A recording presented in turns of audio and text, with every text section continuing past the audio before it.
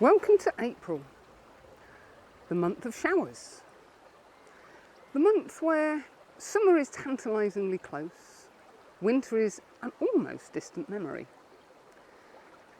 The lush, vibrant greens in the woodland are starting to show themselves. We get the occasional misty day. If we're really lucky, we might even get the odd frosty morning. But generally speaking, April's a bit of a meh month. Bluebell season isn't really with us yet. The stems are starting to show. Wild garlic season is coming, but again it's not quite here.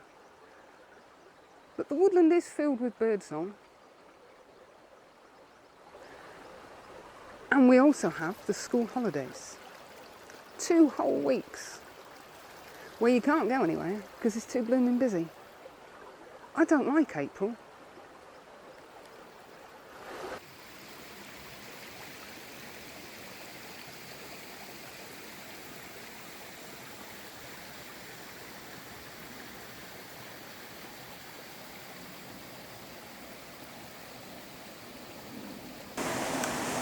Well, I've set up with what is probably the obvious composition, which is head-on, using this rock here in a V formation, and it's coming in bottom right of the image. Then I've got a little bit of gap leading you out to the fall. Now I've popped the polarizer on, and I'm actually recording this through the camera so you can see what's what. That's the polarizer fully off, and as you turn it round, you start to see the glare disappear off the water. And that makes the greens here pop and the water itself pop. And it depends what effect you want. Sometimes I'll have just a little bit of reflection. I'll very rarely do that. But that works really well. Polarizer is one of the most important bits of filter kit you'll ever buy. Yeah, there's not a lot of room for manoeuvring around here. As normal, I'm in quite a precarious spot. I thought the tripod was level, but it's possibly leaning a little bit backwards. But I've got to keep the fall behind me, or the noise will just override everything. I'll flip you around and show you where the camera is. So, yeah, it's kind of got a little bit of a list on, but it is tilted down, so that's pulling the weight forward. Under there, you can see I've got the polarizer on, as I say, central piece of kit, and I've got no other filters, just the polarizer. Yeah, I'm still working on that same composition, which is these rocks here, leading out. In fact, that's another one there. Excuse me tilting the video. To the fall there. It's not the most original or interesting composition, but I don't mind it. And I'm going to end up looking like I've electrified myself soon because my hair will go all over if it's rain. I'm shooting at f/16 so that I'm keeping my shutter speed at around about half a second, 1/25 of a second. Because I really don't want it any smoother than that. The polarizer is bringing out the greens of the rock in the foreground and the greens behind the waterfall.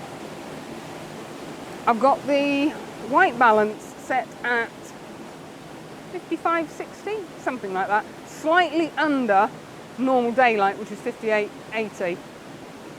If I put it on auto, it was becoming too blue, and if I put it on daylight, it was too warm. So 55, I think it's 55-60 or 55-20. It just seems to be the right one. I'm going to have a poddle around and see if there's any more compositions. I think there probably is. There's something up here, if I can get to it, to include more of the banking over there, sort of the waterfall on the right hand side of the image and the water flowing down. I'm going to have a go at that.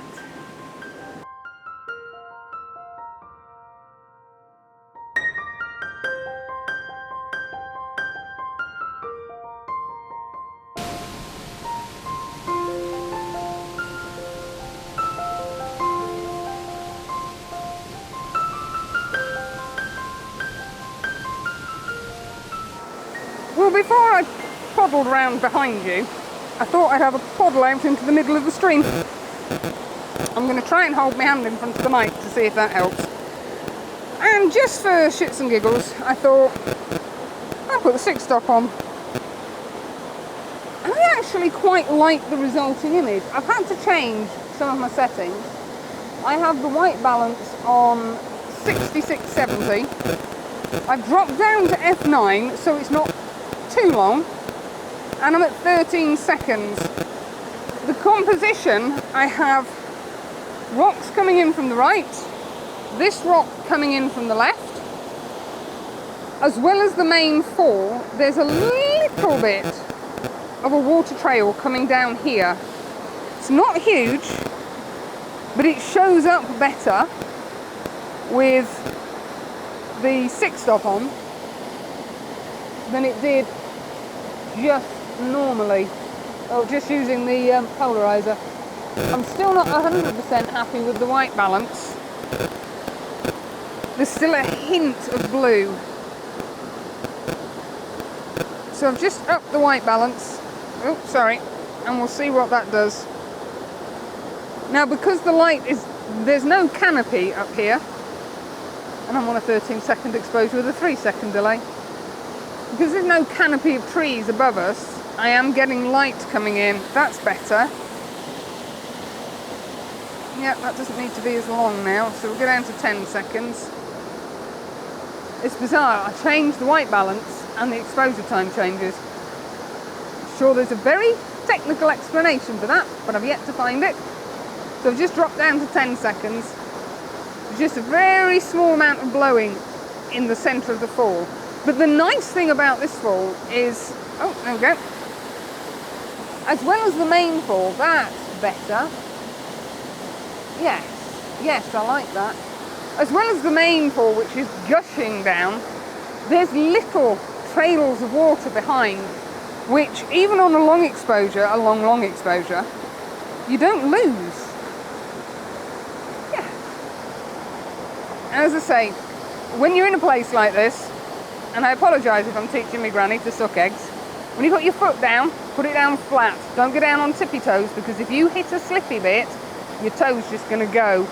Put your foot down and then wiggle it to make sure actually what you put your foot on is solid. I'm ever so glad nobody's watching. Probably think I'm a right numpty. But if you put your foot down like that, you just slip off. If you put your foot down there, you'll get a much better idea as to whether that's slippery or solid. So now I'm going to go and have a go at that shot over there.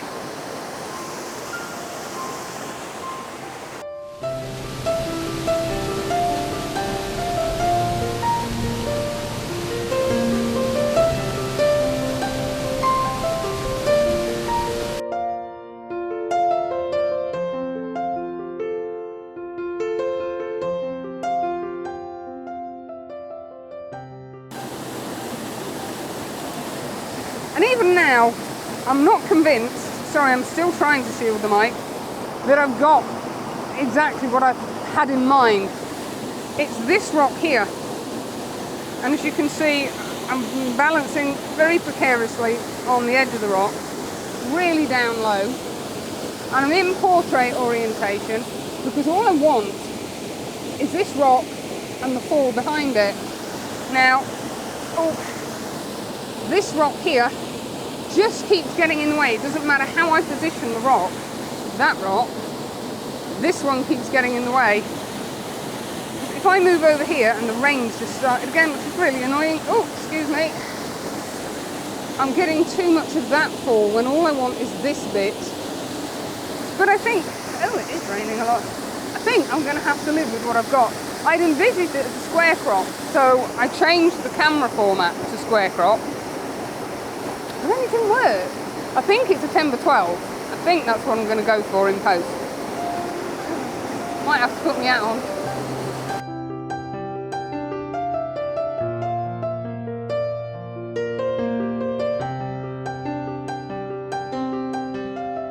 I haven't got my exterior mic in, so I'm hoping you can hear this okay. It suddenly occurred to me that if it's raining this heavily, this little river beck, or whatever you like to call it, is going to fill up pretty bloody quickly. So I figured it would probably be a wise move to make a move. I did get that last shot, and yes, I did fall in the water. So I've got down to here, and I can't remember is how I made it across over there. So hopefully I'll see you shortly. I made a good judgment call to leave when I did.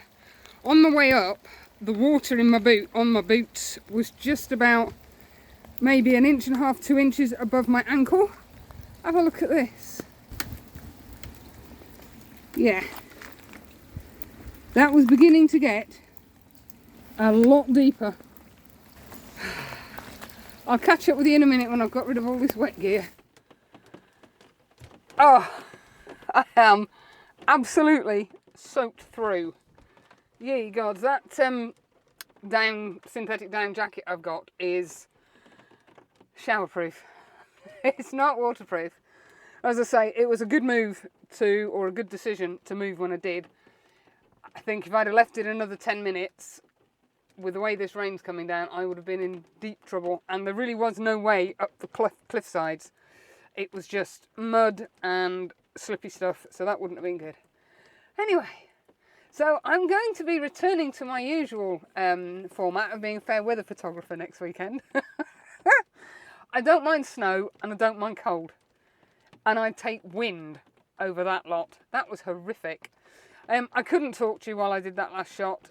I did actually swap lenses. I've been shooting on the 17-55 all morning, and for that one I needed to put the 11-16 on, the Tacina. And with the rain bouncing, everything was getting soaked. The cloth that I used to dry everything, that was soaked. Oh dear. So that's it. I'm suspecting there'll be a few raindrops that need cloning out on that last image. I did my best to keep the screen clean, but not a prayer in this. But what a cracking little spot. I guess the walk from the bridge up the riverbed to the fall is maybe 1/4 mile. And it is one of those, if there's not a lot of water in the river, it makes it easier to walk, but then you're not going to get a lot of water coming through the fall. When the river is high, you're not getting there. I mean, you can put waders on, and that's an option, but you do have to be very, very careful. I did make it all the way back without falling over.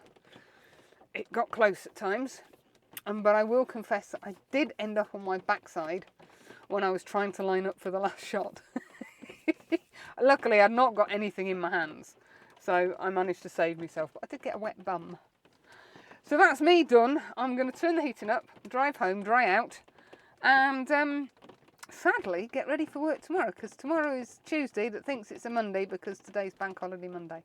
So have a good weekend, look after yourself, and I'll see you next Sunday. Bye for now.